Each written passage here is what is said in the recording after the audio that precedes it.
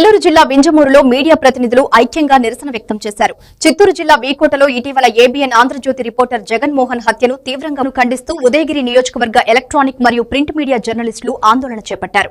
స్థానిక బంగ్లా సెంటర్ నుంచి తహసీల్దార్ కార్యాలయం వరకు భారీ ర్యాలీ నిర్వహించి హత్య ఘటనపై తమ ఆగ్రహాన్ని వ్యక్తం చేశారు.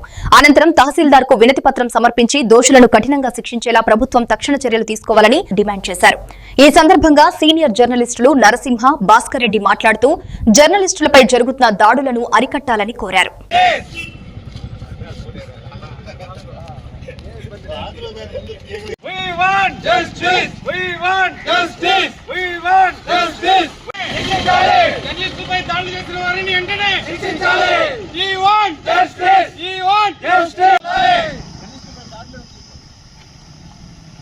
దుండగులు చేసినటువంటి దాడి హత్యతో ఈరోజు వింజమూరు పట్టణంలో ఉదయగిరి నియోజకవర్గ పరిధిలోని ప్రింట్ అండ్ ఎలక్ట్రానిక్ మీడియా ప్రతినిధులు స్థానిక తహసీల్దార్ కార్యాలయం ఎదుట శాంతియుతంగా నిరసన కార్యక్రమం చేపట్టడం జరిగింది.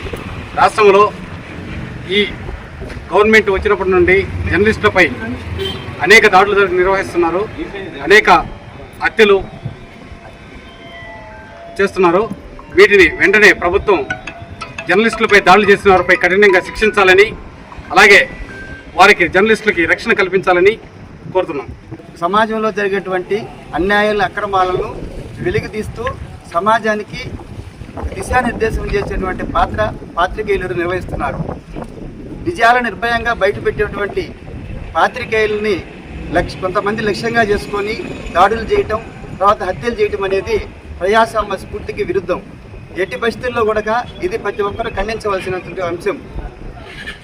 చిత్తూరు జిల్లా, అదేవిధంగా మన్యం జిల్లాలో జరిగినటువంటి ఏబిఎన్ విలేకరి హత్య, సాక్షి ఎలక్ట్రానిక్ మీడియాకు సంబంధించిన విలేకరిపై హత్యాయత్నం కూడా ఈరోజు రాష్ట్రంలో పత్రికా స్వేచ్ఛ పైన, పత్రికా విలేకరులపైన జరుగుతున్న